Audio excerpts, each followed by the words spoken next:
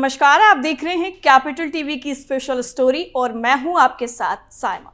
लोकसभा चुनाव 2024 के लिए विपक्षी पार्टियों की गाड़ी अब पूरी तरह से डामाडोल हो गई है, क्योंकि बीजेपी जहां एक तरफ अपने मास्टर प्लान से विपक्ष को पूरी तरह से चारों खाने चित कर रही है, तो वहीं दूसरी तरफ विपक्ष अभी तक अपने पीएम पद के उम्मीदवार के चेहरे तक को फाइनल नहीं कर पाया है।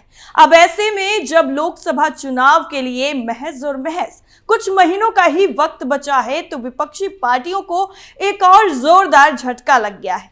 और ये झटका किसी और ने नहीं बल्कि राजनीति के चाणक्य कहे जाने वाले शरद पवार ने खुद ही विपक्षी पार्टियों को दिया है।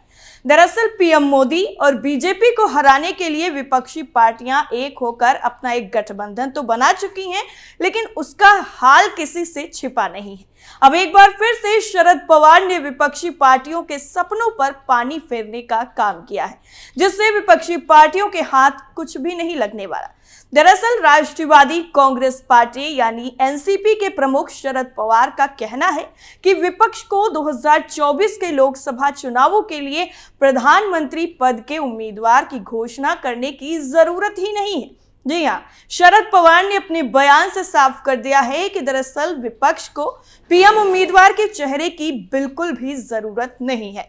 उन्होंने बहुत जोर देते हुए ये बात कही है, जिसके बाद सियासी गलियारों में हलचल मच गई। लेकिन यहाँ पर सबसे ज्यादा गौर करने वाली बात तो ये है कि पश्चिम बंगाल की मुख्यमंत्री यानी ममता बनर्जी और दिल्ली के सीएम अरविंद केजरीवाल ने कांग्रेस अध्यक्ष मल्लिकार्जुन खड़गे को गठबंधन के प्रधानमंत्री पद का उम्मीदवार घोषित करने का प्रस्ताव पहले ही रख चुके हैं। दिल्ली में 19 दिसंबर को विपक्षी गठबंधन की बैठक के दौरान दोनों मुख्यमंत्रियों ने ये प्रस्ताव रखा, लेकिन गठबंधन के किसी अन्य सहयोगी तो छोड़ दीजिए, खुद कांग्रेस ने ही खड़गे के नाम का समर्थन नहीं किया। चुनाव में चेहरे का बड़ा प्रभाव होता है, ताकतवर चेहरे की तरफ मतदाता आसानी से आकर्षित हो जाता है। यही कारण है कि बीजेपी कई बार विधानसभा चुनाव में भी अपने मुख्यमंत्रियों की जगह प्रधानमंत्री नरेंद्र मोदी के चेहरे को आगे कर देती है। दरअसल अभी हाल ही में संपन्न हुए 5 प्रदेशों के विधानसभा चुनावों की अगर बात करें तो बीजेपी ने ये फॉर्मूला अपनाया और उसे कामयाबी भी मिली है। दरअसल मध्य प्रदेश में शिवराज सिंह चौहान की सरकार का लंबा शासन रहा था। चौहान की चुनावों के वक्त भी एमपी के सीएम थे, बावजूद इसके बीजेपी ने उन्हें मुख्यमंत्री उम्मीदवार घोषित नहीं किया। राजस्थान और छत्तीसगढ़ की अगर बात करें तो यहाँ पर बीजेपी विपक्ष में थी। राजस्थान में वसुंधरा राजे तो छत्तीसगढ़ में रमन सिंह बीजेपी के मुख्यमंत्री रह चुके थे, वो भी काफी लंबे वक्त तक। लेकिन इन दोनों प्रदेशों में भी बीजेपी ने प्रधानमंत्री नरेंद्र मोदी के चेहरे पर ही चुनाव लड़ा। तेलंगाना और मिजोरम की अगर बात करें तो यहाँ पर भी बीजेपी की तरफ से कोई सीएम कैंडिडेट नहीं घोषित किया गया। हालांकि इन दोनों प्रदेशों में बीजेपी का बहुत बड़ा स्टेक नहीं था, लेकिन एमपी, राजस्थान और छत्तीसगढ़ में बीजेपी की चाल कामयाब रही। पार्टी ने न केवल एमपी की सत्ता अपने पास बरकरार रखी, बल्कि राजस्थान और काफी हैरत अंगेज तरीके से छत्तीसगढ़ की सत्ता भी कांग्रेस के हाथों से छीन ली। अब राजनीतिक जानकारों और खुद कांग्रेस ने भी माना है कि कम से कम मध्य प्रदेश में कमलनाथ का चेहरा बतौर सीएम आगे करना एक चूक थी, जिसका खामियाजा उन्हें भुगतना पड़ा, जिसकी वजह से कांग्रेस को मध्य प्रदेश में मुंह की खानी पड़ी थी। राजस्थान के पिछले विधानसभा चुनाव में तो नारे लगे थे, मोदी तुझसे बैर नहीं, वसुंधरा तेरी खैर नहीं। तत्कालीन मुख्यमंत्री वसुंधरा राजे के खिलाफ आम जनता में कुछ इस हद तक नाराजगी थी। बावजूद इसके बीजेपी ने उन्हें सीएम कैंडिडेट बनाया और पार्टी हार गई। इस बार छत्तीसगढ़ में भूपेश बघेल को कांग्रेस का मजबूत चेहरा माना जा रहा था, लेकिन जमीनी हालात कुछ और थे। फिर नतीजों ने सच्चाई सबके सामने ला दी। क्योंकि बीजेपी ने इस बार रणनीति ही बना ली थी कि किसी भी प्रदेश में मुख्यमंत्री का चेहरा घोषित नहीं करना है, तो उसने राजस्थान में भी चुनावों से पहले वसुंधरा की जगह कोई नया नाम सामने नहीं लाया। इस तरह पीएम मोदी ने बीजेपी की चुनावी नैया तीनों प्रदेशों में पार कर दी और बम्पर जीत हासिल की। शरद पवार विपक्षी दलों के गठबंधन में वरिष्ठतम नेताओं की कतार से हैं। उन्होंने पुणे में बोलते हुए इतिहास का हवाला भी दिया। पवार ने कहा कि मोर्चा यानी इंडिया गठबंधन बिना प्रधानमंत्री के चुनाव में जा सकता है।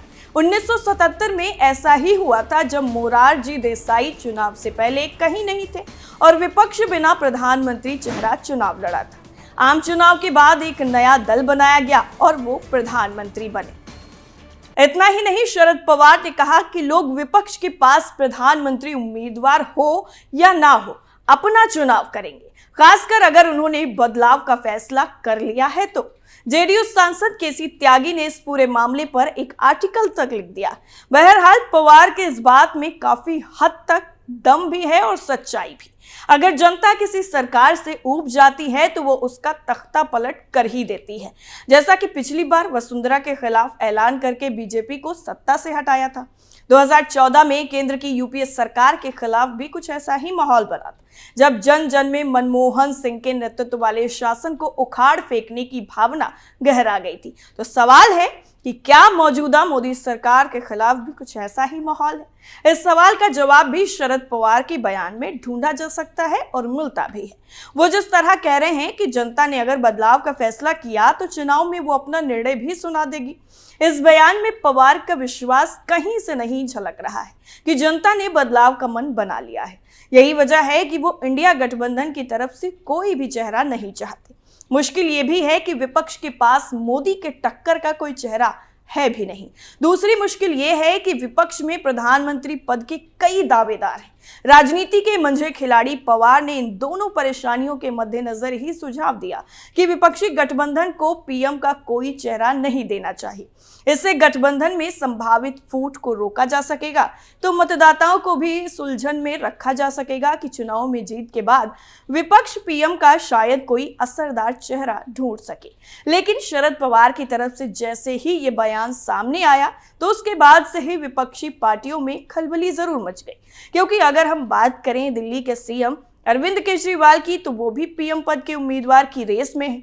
इतना ही नहीं, अखिलेश यादव से लेकर ममता बनर्जी तक इस रेस में बनी हुई हैं। लेकिन वो कहते हैं ना कि एक म्यान में एक ही तलवार रह सकती है, एक के साथ कई तलवारें नहीं रह सकती, क्योंकि पीएम का पद तो एक ही है लेकिन उसके दावेदार कई सारे हैं। शायद इसी वजह से शरद पवार ने विपक्ष की तरफ से किसी का चेहरा पीएम पद के उम्मीदवार के लिए फाइनल नहीं किया है।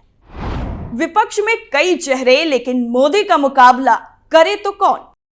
इसमें कोई शक नहीं है कि बिहार के मुख्यमंत्री नीतीश कुमार हों या फिर पश्चिम बंगाल की मुख्यमंत्री ममता बनर्जी या फिर दिल्ली के मुख्यमंत्री अरविंद केजरीवाल को ही ले लीजिए, ये सभी मन ही मन में खुद को पीएम मटेरियल मानते हैं। नीतीश कुमार के लिए तो उनकी पार्टी यानी खुद जेडीयू के कई नेता वक्त वक्त पर बैटिंग करते रहते हैं। हालांकि ममता और केजरीवाल की तरफ से कांग्रेस अध्यक्ष मल्लिकार्जुन खड़गे का नाम आगे किए जाने को लेकर जब सवाल किया गया तो नीतीश ने मीडिया के सामने अपनी उम्मीदवारी को ही नकार दिया। वो पहले भी ऐसा करते आए हैं, लेकिन हकीकत तो सबको पता है। जीवन का 83वां बसंत देख चुके शरद पवार राजनीति की भाषा समझने में जबरदस्त माहिर हैं। वो जानते हैं कि खड़गे हो या नीतीश या फिर ममता केजरीवाल, किसी में इतना दम नहीं है कि वो मोदी के खिलाफ विपक्ष के लिए वोट जुटा ले। विपक्ष के एक बड़े चेहरे यानी राहुल गांधी की तो ऐसी हालत है कि कांग्रेस खुद उनका नाम आगे करने से कतराती है, क्योंकि उसे डर है कि ऐसा करते ही कई दल गठबंधन से तौबा कर सकते हैं।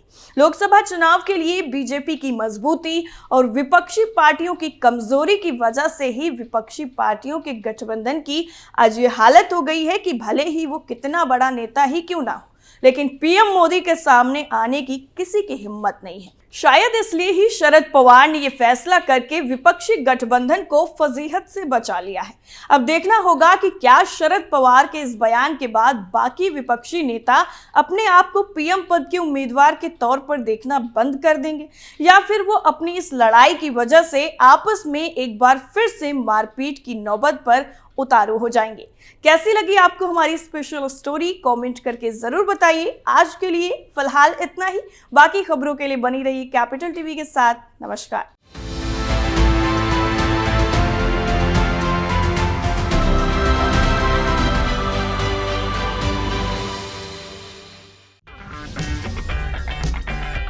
अगर आपको हमारा वीडियो पसंद आया हो तो इसे लाइक करें, हमारे चैनल को सब्सक्राइब करें और हाँ, बेल आइकन दबाना ना भूलें ताकि आप तक हमारे वीडियो की नोटिफिकेशन पहुंचती रहे। आप अपना सुझाव हमें कमेंट बॉक्स में दे सकते हैं। हमारे साथ जुड़ने के लिए शुक्रिया।